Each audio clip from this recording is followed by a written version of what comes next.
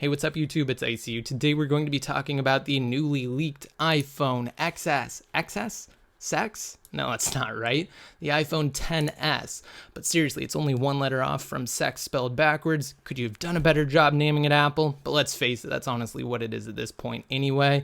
So the iPhone XS was just leaked. We're taking a look at it here through this epic high quality screen recording because I'm too lazy to make a real fucking video.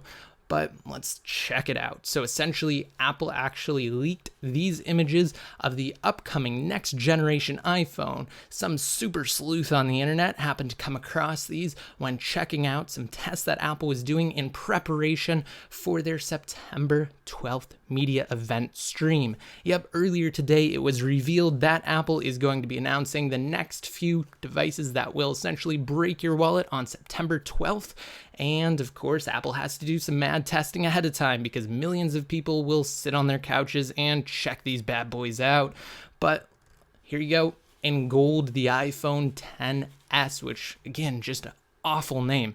I thought the whole reason that Apple actually called the iPhone 8 and not the 7S was to ditch the whole S nomenclature. Because let's face it, the iPhone 8 was a piece of crap and it should have just been called the iPhone 7S. But I guess here we go, some more crap this time around with the iPhone XS. Honestly though, it's probably going to be pretty great, especially since we now will have a bigger display with the XS Plus.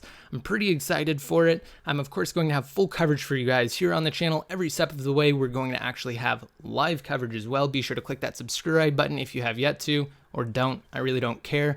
And now let's quickly wrap this video up talking about the Apple Watch Series 4, which looks pretty dope. I mean, I don't know.